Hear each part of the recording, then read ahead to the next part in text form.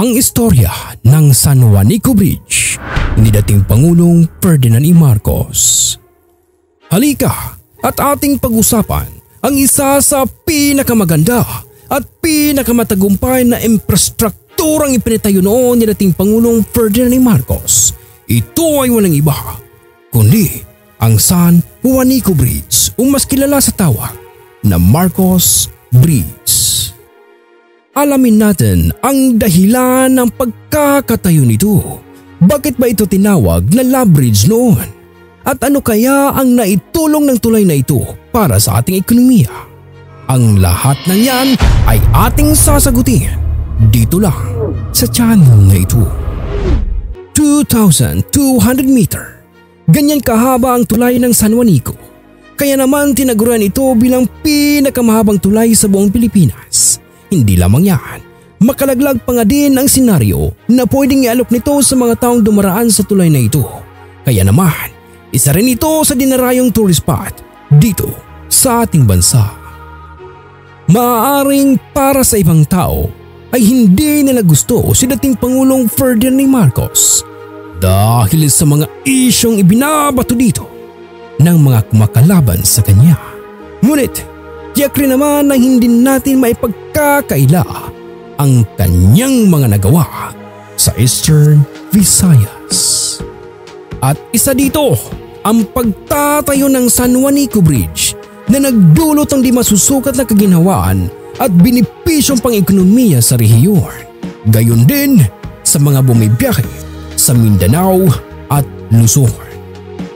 Ang pinakamahabang tulay na ito sa Pilipinas ay isa sa mga dapat makitang destinasyon sa Region 8. Para mas ma-appreciate ito, maaari kang maglakad o mag-jogging mula sa Tacloban hanggang Santa Rita at bumalik ka din kapag natripan mo. Para sa mga hindi nakakaalam, ang isa pang nakakaaliw dito ay mapapansin mo kapatid na kung manggagaling ka sa Leyte, ang tulay ay Hugis L. At kung mula ka naman sa Samar ay makikita mo na letter S ang tulay na ito. Dito natin makikita na talagang pinag-isipang mabuti ang paggawa ng tulay na ito. Bukod sa mahaba, matibay, ay napakaganda pa ng scenery na pwedeng ma-experience ng lahat ng taong dadaan dito. Dati itong tinawag na Marcos Bridge dahil ito ay itinayo sa ilalim ng administrasyon ni dating Pangulong Ferdinand E. Marcos. Noong kalagitnaan ng 1960, nagpasya si dating Pangulong Ferdinand E. Marcos na itayo ang San Juanico Bridge aka Marcos Bridge sa itaas ng San Juanico Street mula sa Barangay Cabalawan, Tacloban City, Leyte. 10 kilometro ang layo mula sa kapital ng Leyte hanggang sa munisipyo ng Santa Rita, Western Samar, 96 km mula sa Catbalogan City, kapital ng Samar. Ang nasabing proyekto ay pinangunahan ng Construction and Development Corporation of the Philippines, CDCP, noong 1968. Sa taon ding iyon, nagsimula silang magsagawa ng detalyadong survey, pag-aaral at pagsusuri sa tulong ng ilang mga mahuhusay na Japanese engineers. Noong August 1969, nagsimula ang aktwal na pagtatayo at natapos ang tulay noong December 1972. Tama ang iyong narinig kapatid. 4 na taon lamang ang ginugol para matapos ang napakagandang tulay na ito. Ito ay maagang natapos dahil sa tulong na rin ng mga mahusay na mga Japanese engineers, mabilis na pag-aksyon ng Development Corporation of the Philippines. Nakakahanga ito dahil ang budget lamang para dito ay nagkakahalaga ng $21.9 million. Oh boy, ulitin ko. Nagkakahalaga ng $21.9 million. Kung ikukumpara natin sa ibang administrasyon na gumastos ng trilyon-trilyong piso, ngunit palpak naman ang mga infrastrukturang ipinagawa, ay dihamak na mas kapuri-puri naman ang infrastruktura na ipinatayo na dating Pangulong Rodrigo Roa Duterte. Ang San Juanico Bridge ay itinayo bilang bahagi ng Pan-Philippine Highway, karaniwang kilala bilang Maharlika Highway, isang network ng mga kalsada, tulay at rutang pangdagat na nag-uugnay sa mga isla ng Luzon, Visayas at Mindanao. Ito ay idinisenyo upang magsilbing backbone ng transportasyon dito sa ating bansa. Ang Pan-Philippine Highway ay itinalaga rin bilang Asian Highway AH-26 sa ilalim ng Intergovernmental Agreement sa Asian Highway Network. Isang kasunduan ang nagkaisa noong July 4, 2005 upang magbigay ng isang balangkas para sa koordinadong pagpapaunlad ng mga international na mga daanan, kalsada at mga tulay dito sa Asia. Katanungan, bakit ito tinawag na Bridge of Love? Oh boy! Bukod sa Marcos Bridge, tinawag din ito noon bilang Bridge of Love.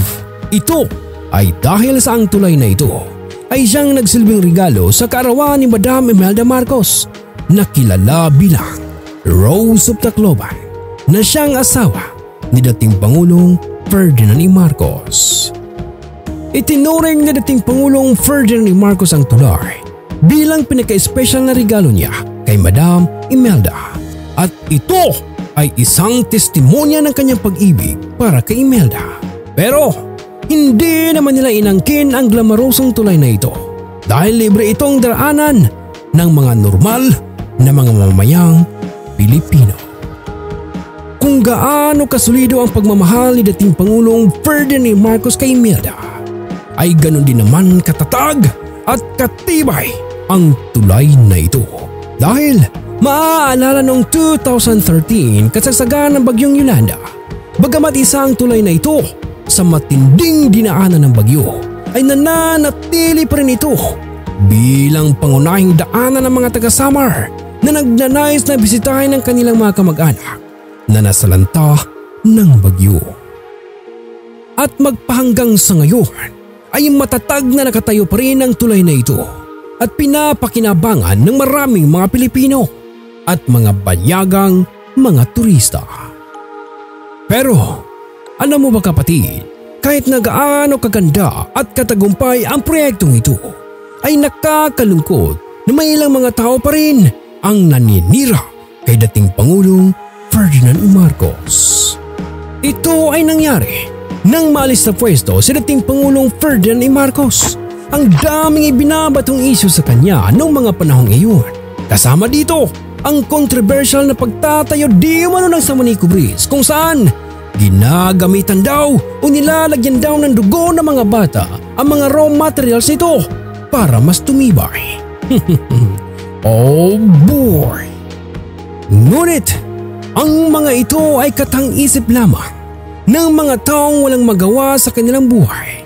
Imbis na ipagmalaki ang napakagandang proyekto na ito, ay mas pinili nila na siraan ito dahil lang sa kanilang pagkainggit kay dating Pangulong Ferdinand E. Marcos.